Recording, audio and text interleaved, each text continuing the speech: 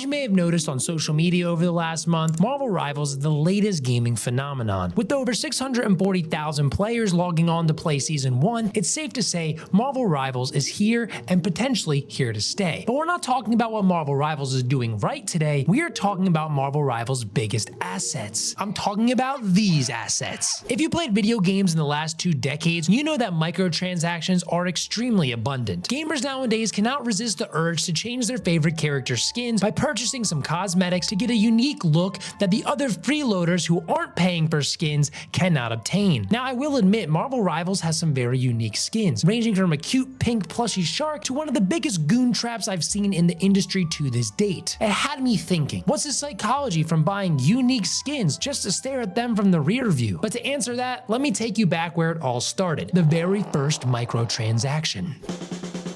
The first microtransaction took place in 2006 on Elder Scrolls Oblivion. It was for horse armor for your horse. At the same time, this massive cost really drove Oblivion fans insane, but people still bought it, and Bethesda was raking in the cash. And after this horse armor, there was no stopping. The floodgates have opened, every publisher saw this, and they said, oh my gosh, we are about to get rich. Oh, and these profits, in 2024, it accumulated $183 billion for the gaming industry. Do you think we're ever going back to no microtransactions? No.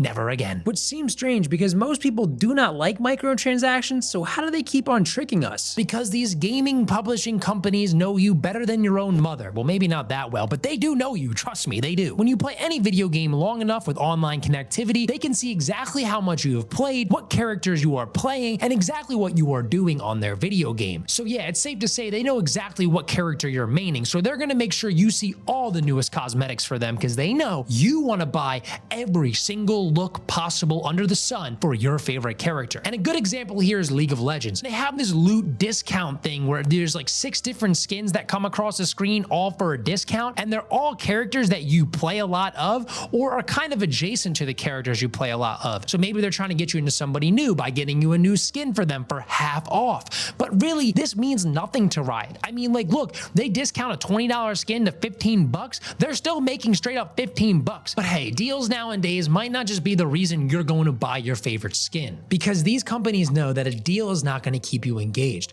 They look deep down into your core, and they know that most gamers hate one thing the most: touching grass.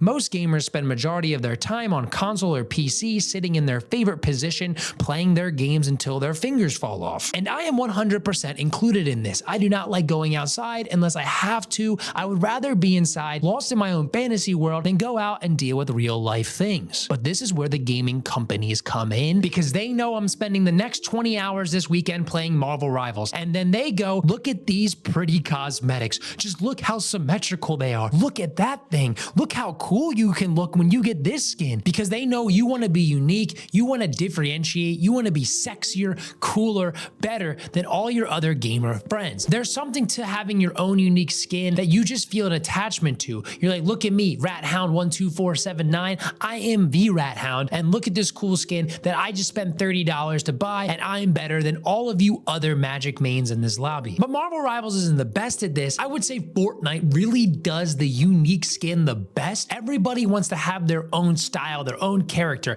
that you're like, oh my gosh, look at me. But there's one thing I found to be interesting. The female characters, the ones that you can buy, they got caked up. Now, why does a game that my little cousins play have a character skin that looks like it's about to commit a sin?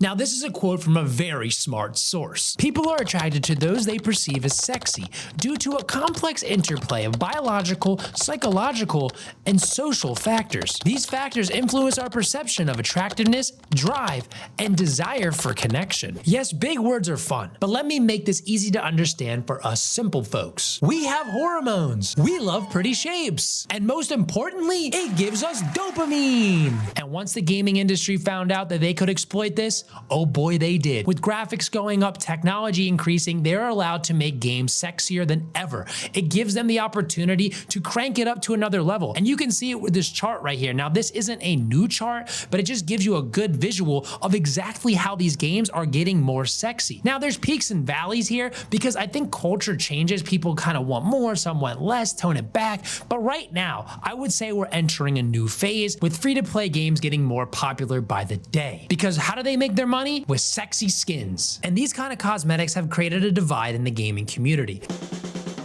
There's one side that is all for better looking skins, muscular men, sexier women, bigger butts, nicer abs, because they feel it engages them more in the story and lets them live in a different fantasy world than the reality they're in now. Now, the other side is people not really feeling comfortable with these looks. I mean, it makes them feel like they maybe aren't good enough. And I can understand that from the perspective of, it's like, I don't have 8-pack abs, but all I do is look at 8-pack abbed men all day. But on the other hand, I do have the monkey brain, and anytime that I see a cool looking anime girl, there's just nothing stopping me from wanting to play that game because I don't know, I'm just into that, I guess. I know, oh God, my girlfriend's gonna kill me. So I do understand why games are getting more sexy because it actually does engage more players. I mean, if we look at the demographic of gamers, they are trying to target a specific audience, and especially for these free-to-play games. In their eyes, we're in the age bracket that should probably be out cutting lumber, raising children, or foraging for nuts, not screaming, I'm ulting on their backline, help me out. But there is one thing these companies do know. We still all as gamers have that kid in us, and Marvel Rivals knows that 100%. I mean, this game is based around our favorite childhood superheroes, and they're gonna keep adding new ones. And these ones are even fresher than the ones in the comics. I mean, just look at our characters come to life. You can literally do the coolest things with them.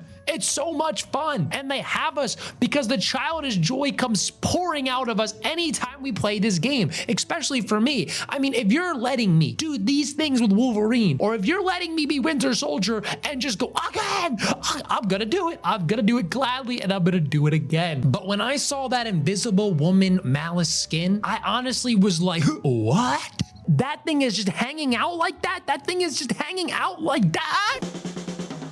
Now, ever since Marvel Rivals dropped, there's been this huge conversation around gooning and edging to your favorite Marvel Rival characters, and that pretty much means that these guys are thirsty for their favorite Marvel Rival, because this game has you looking at the backside of your character the entire time. This is on purpose. They know you're going to be staring at this, and they know, like I said before, that you have hormones. And those hormones are like, wow, look at her. I want to play with her. And that subconscious thought keeps you engaged in the game and wanting to buy more skins. Now, I do think all that perfect symmetry has to have some sort of side effect. I mean, just think about the young generation playing these games. They're gonna have these wild expectations of what they think they should look like or what others should look like. And another perspective that gamers love to forget about is the female one. So I had to go right to the source and ask my girlfriend what she thinks about over-sexualizing women in video games, and this is what she had to say. There's nothing wrong with enjoying the human body, but it would be nice if those bodies were more realistic and not less than 1% body fat. Not every girl can look like a superhero, and not every girl should look like a superhero, but we do love the ones that do. All bodies are beautiful, no matter what. Now, I don't think these two would get along, but I do think most girls would agree with her. I don't think everyone wants to play a game with hypersexualized women, and especially with online games, because sometimes guys just take it a little too far. So in my opinion, just keep it equal. If we're gonna have girls running around in their thongs, we should have guys looking like they're about to work the shift at Magic Mike's. So if you're a guy that disagrees with that feeling the girls feel, then you have to start looking like Captain America. You have to start bulking up like the Hulk. You need to start running around like the Punisher, because that's the only way this will be fair. Now, with getting that off my chest, let's bring us to the... So I think it's important to remember that these are video games. We shouldn't be taking these expectations into the real world. There should be nothing about the Marvel Rivals skin that you should be looking at and being like, oh yeah, somebody else needs to be like that. Now, you can spend all your money on these skins as much as you want, and I think that is what Marvel Rivals is doing perfectly. They are making the best assets we've ever seen in gaming history, but just remember, you're falling right into Marvel Rivals' trap. They're using psychology against you. Every time you start gooning out to your favorite new skin, you are falling right into their monetary trap. You are just a cog in the wheel. Think about that decision before you buy a skin. Maybe buy it because you like it, not because you want to goon to it.